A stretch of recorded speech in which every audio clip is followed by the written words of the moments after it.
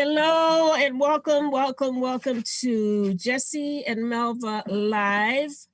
You will see both of us live in just a few minutes, but I'm live right now. Thank you again for joining us and for sticking with us on this journey that we have shared with you, Veronica and Vernon's journey. Actually, it's more of Veronica's journey.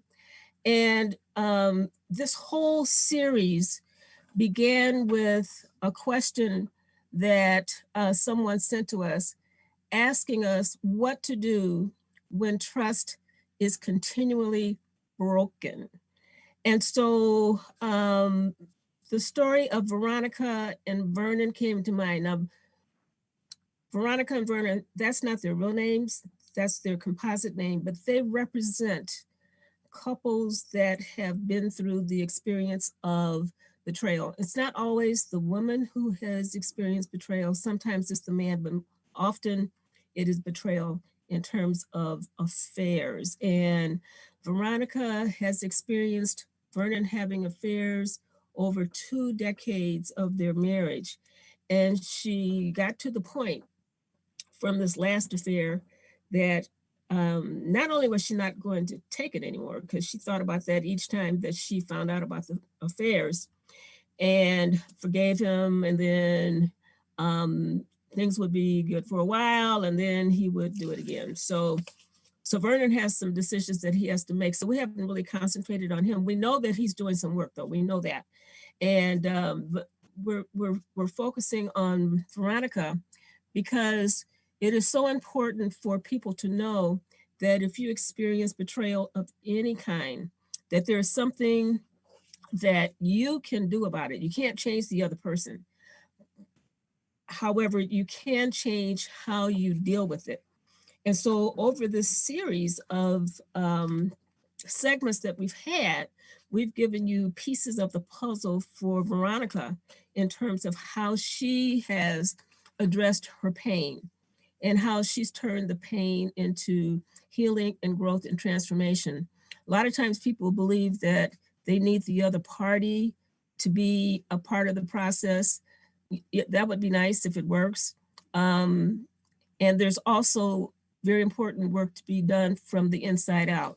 So we have been sharing with you the inside out for Veronica. And so we took you through a lot of her steps. I meant to include them in the slide for today, but I forgot. However, that doesn't take away from what we're going to share with you today in terms of her next steps. So her next step, because she's got all these pieces in place for her action plan, and so she needs a way to implement the plan, because many times, many of us, me included, Jesse too, can come up with the most exquisite plan for how to move from point A to point B. And what happens is many times our brain is hardwired to stay stuck where we are at point A. And so it takes some support to make the shift and literally rewire your brain. And we'll say a little more about that in just a couple of minutes. And so, so we're going to share with you not only Veronica's plan, because we shared pieces of that before. She's got her focus for her mental health, for her spiritual health, and for her physical health. So we're going to share that with you. And so the slide that we want you to see right now is she is bridging the gap from where she is to where she wants to be. And here's the thing. It's not always easy. It's just not always easy. Now, I don't know anyone who has navigated that journey easily. It takes work. If the brain was in alignment, it would be easier, but the brain is not. So let's talk a little bit about why Veronica needs a daily practice. You know, I think about Jesse and I did yoga for a short while, and And it was wonderful because we had personal lessons. And so it was just the two of us and our yoga teacher. And it worked perfectly until our yoga teacher got a job and out of town. So we weren't able to do it anymore. But what she taught us in terms of the practice were things that we could do. Because she said before she left our final sessions with her, she said, I want to give you practice that you can do on your own. So she gave us exercises that we could do on our own. And they have been really helpful. Now, practicing, it took a while for me to get into the flow, but now it's a part of my daily life. And the same thing's going to happen for Veronica. But let me just give you some more information about why this is important. One of the reasons is because change is hard. It's really hard.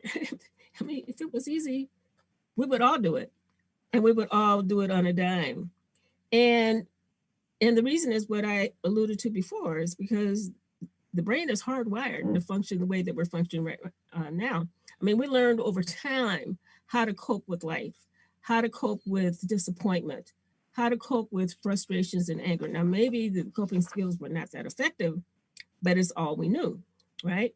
And so to introduce change sometimes, you know, the idea always sounds enticing. The work to for the manifestation takes a little more energy, because here's the things that has to happen. And one of them is that you want to make sure that the goal is, and the brain is in alignment with it, to know that the new behavior, the new thinking brings more peace than pain. And you have to have a big enough why to be focused on having more peace than pain. And actually having more peace than pain is a big why. Would you say that's a big why? Absolutely. So it requires changing thinking, because again, the brain is wired for negative thinking. It's wired for catastrophic thinking because we function as human beings on the survival mode, not the solution-oriented mode. So if we're in survival mode, then we become reactive, and it's a knee-jerk reaction. Right. And it doesn't work for us, and it doesn't work for the other person. And so, so what happens is, with all of our good intentions, my mother used to say, the road to hell is paved with good intentions. See, I'm quoting my mother again. She'd be proud of you. She would. She would. As a matter of fact, I told my sister and my brothers this morning during our daily talk, I said, you know, I'm quoting Mama more than I ever have, you know. And I think one of them said, yeah, she would be proud. She would be proud. So what happens is, we have the intention, then all of a sudden something comes up.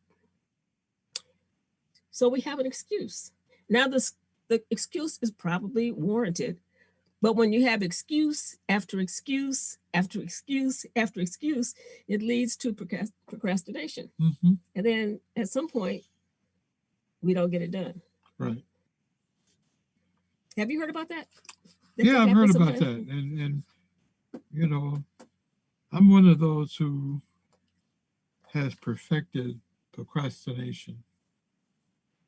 And one of the things that I have done and do, I can come with all kinds of reasons why I didn't get it done at the time that I wanted to or said I was going to. And that causes some problems, especially when it's absolutely necessary that you meet certain deadlines. Well, I wouldn't ask for his testimony, but okay, so you made one fine. But that's a good example. That's a good example of what I mean. Because here's the thing. Here's two things we want to focus on. The brain is focused on approaching pleasure and avoiding pain. So your why has to be big enough to have enough payoff for pleasure to do something different, right, to avoid the pain. or to overcome the pain or to transform the pain. And what that means is, since our brain is wired for survival, then it's important. We don't want to get rid of that part of the brain. We need that part of the brain. However, when we're trying to grow and move forward, we need to give that part of the brain a new job. Right. A new job to keep us on focus, to keep us on track, so that we have tunnel vision to move toward the vision and the goals and the objective, and blind spots to all of the distractions. So one of the things that Veronica does, and it's something that I do on a day-to-day basis, and it's something that I also share with clients to do as well. And it's a daily practice, and because now we're on that part with Veronica. So her plan is a structured system. And what we learned, and we mentioned that last time, one of the things that we learned about when people are going through something, we mentioned George Land, someone that we learned from years and years and years ago, back in the 80s, who talked about organizational consulting that he did around the world. And the basic template that he used was moving organizations from conflict to structure to creativity. And so in our model, we're using the same kind of template, but we have it from conflict to structure. The structure is a safe place to do what it takes to make the changes, to have the internal support and to have the external support to move forward. A lot of times people can do things on their own, and that is fine. It's more inspiring and more uplifting to have at least one other person to support you along the way. I'd agree. I would agree. That reminds me of the mastermind kind of thing. That mastermind concept of that the big industrial giants had like years and years ago, and how they worked together once a year, went on that camping trip and supported each other's businesses. Ford, Firestone, Edison, and some other folks. So I'm just saying, to have some kind of support. It does, when it becomes a sacred kind of experience with people supporting each other, we really do believe, just like the mastermind that group had, that there is a third presence that is present. There's even a scripture about it, when two or more are gathered in my name, because a lot of people pray when they come together and they're supporting each other. Right. I just want to add that as I recall, the mastermind that they had really was a rather small group. It was only three or four people at the most who were members of the mastermind. The reason why I pointed that out was, you don't need to have a whole bunch of people as a part of your mastermind. Yeah. The key to the mastermind is that they're all aligned together in one purpose. And sometimes you have more than, say, three or four people. You bring in more people, and there's a potential for conflict among the group. And that is not what you want, because that would destroy the purpose of the mastermind. Yeah. So just think now, when you were developing your mastermind, just know you don't need a whole lot of people. Maybe you only need one other person to be a part of your mastermind group. But make it simple, make it effective. So that's what I would contribute. Yeah, because we had our own mastermind, but we also remember we had our mastermind group, and it was just fine. And then all of a sudden, the group turned into people having other agendas, and we thought, no, this is not working the way that we wanted. But anyway, so Veronica does have a support group, and they are focused on supporting each other as they navigate closing the gap from where they are to where they want to be. So she has this daily practice. She focuses on at least one thing that's going to support her to move forward toward her vision and her goals and her objective, just one thing. And so I think about, the big question that she asked herself every morning is, how do I want to be today? I mean, the feelings that she wants to have is to feel more peaceful, more hopeful, and more powerful. So there are other things that she wants to feel as well. So it depends on what she's experiencing at the beginning of the day, and she's going into her sacred place. So then she's thinking about, okay, so what am I going to do so that my actions are in alignment with how I want to be? So maybe she wants to be more compassionate that day. Maybe she wants to be more understanding with other people, because we're talking about interacting with other people. We're not just talking about Vernon. We're talking about Veronica developing habits that she can use on a day-to-day basis with everybody.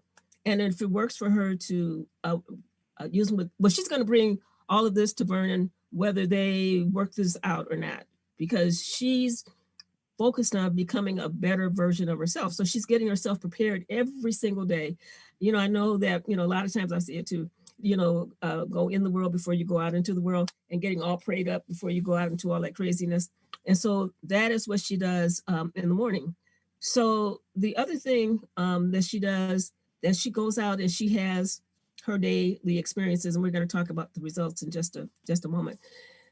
So it just takes her, well, actually, she gives herself like an hour, because she's got the physical exercise to do, she's got the prayer to do, she's got the thinking to do, but she gives herself the time. She goes to bed early enough so that she can get up early enough so that she has enough time to have her self-care program in place.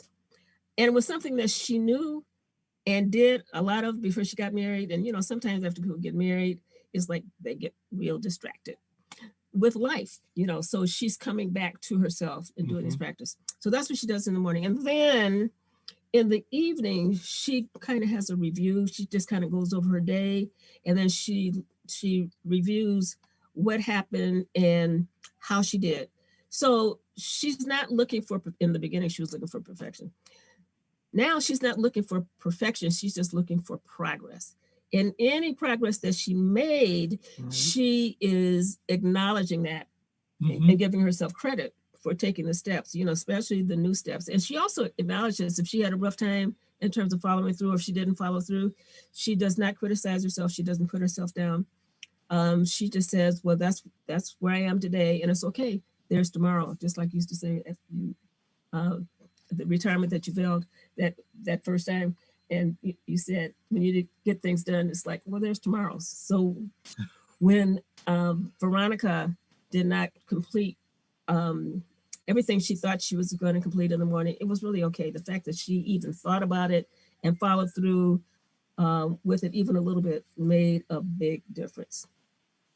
So so that is the plan. And we want to tell you a little bit about her decision making that led to this particular plan.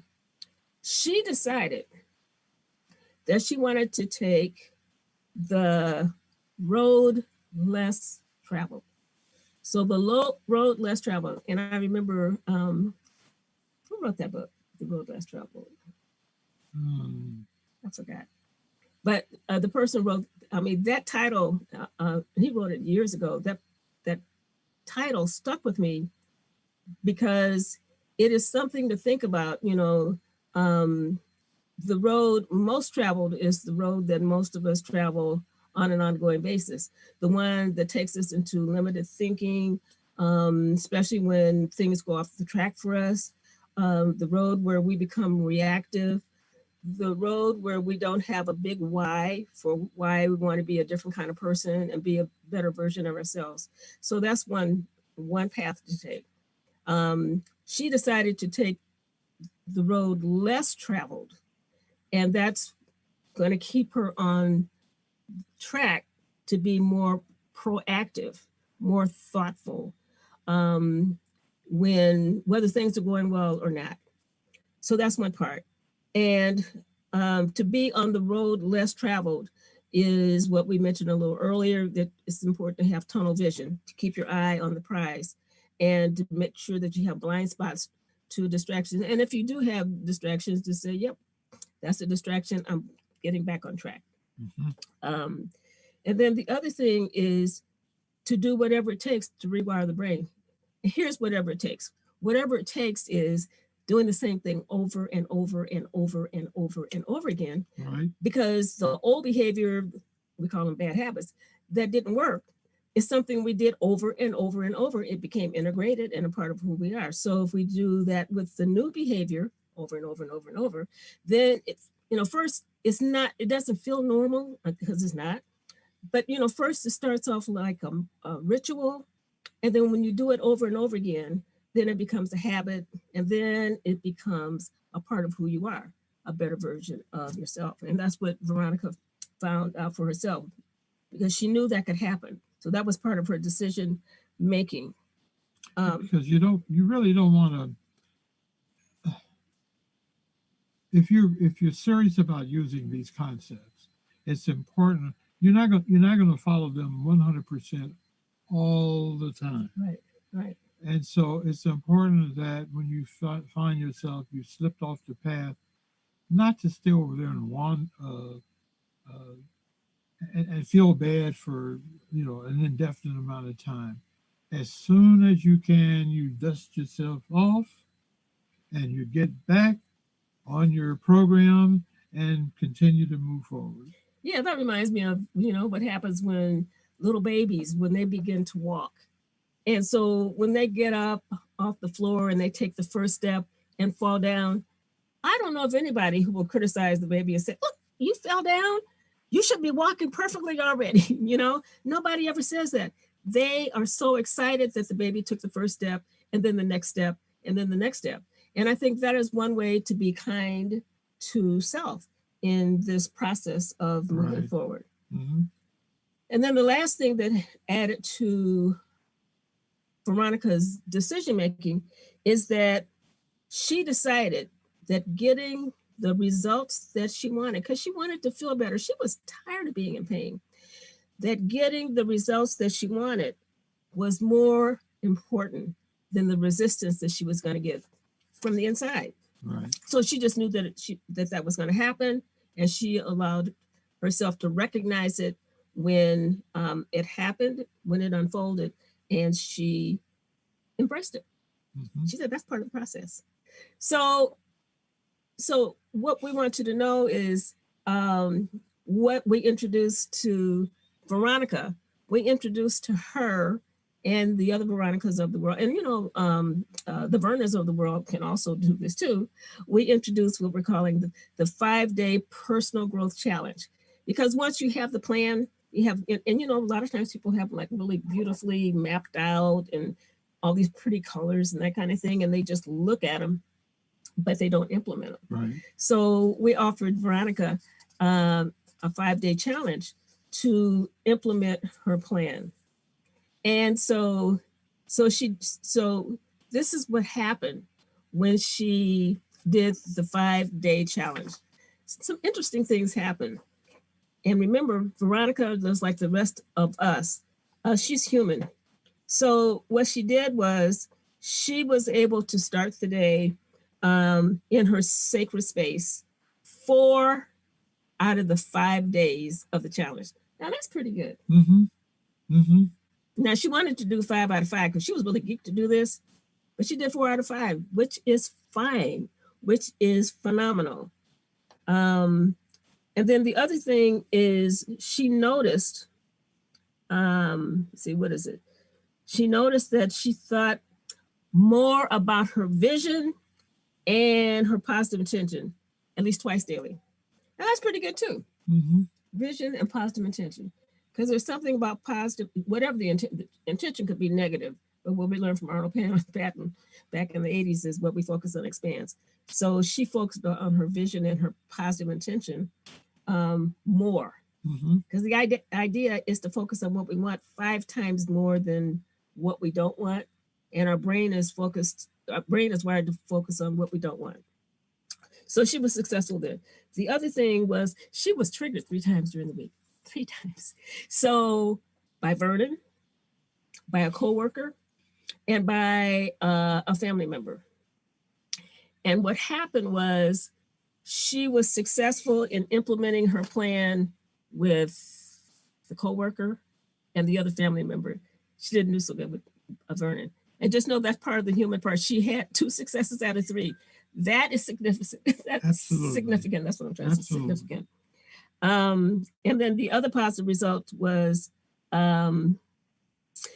she was motivated even more to maximize every opportunity, every moment that she had to embrace her journey moving forward. Knowing that there would be setbacks, because growth is sometimes one step forward and two steps backwards. And when you know that's part of the process, then you know that is normal. That becomes, and that keeps you on track, kept her on track, keeps us on track in terms of moving forward. So that's the main thing that we're covering this time, her challenge and her personal growth challenge. And we wanted to share with you why it's important and the results that she had, because we are inviting you to join us in a 5-day personal growth challenge. I was trying to think of another name.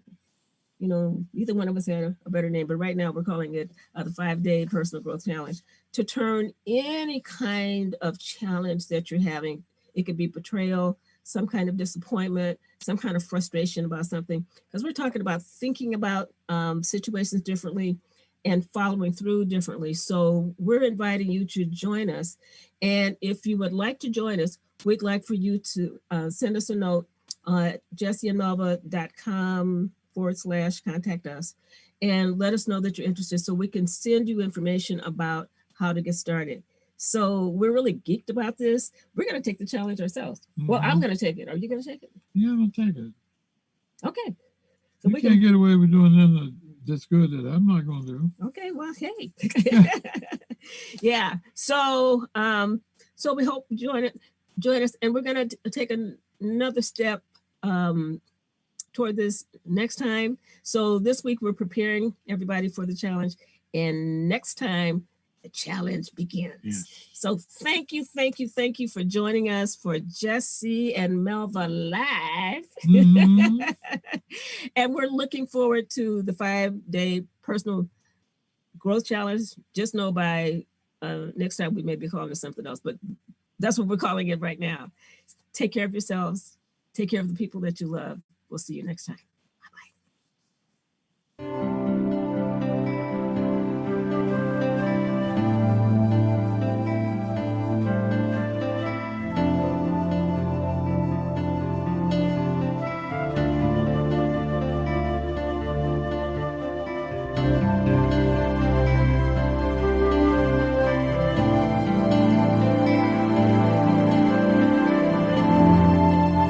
Watch Live with Jesse and Melva right here on Solivity TV every Sunday at 5:30 Eastern.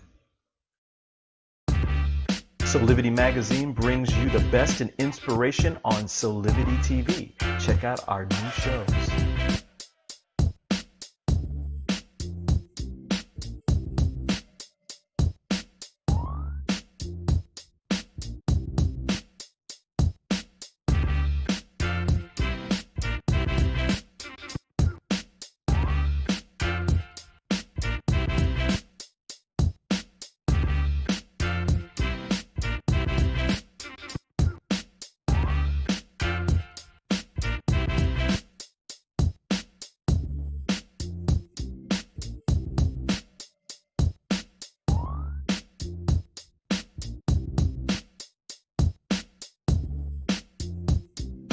Mark your calendars for Solivity Magazine shows by going to solivity.com now. Welcome to your new you with Aspire by Solivity. Virtual inspiration for your mind, body, and soul. With the help of at-home experts and celebrity guests, Aspire by Solivity provides tools to tap into the passion and purpose that lives within you. Find classes to educate and motivate you, from nutrition to your body and a whole lot more. So, take the leap. Start your new journey with Aspire by Solivity today. Sign up now.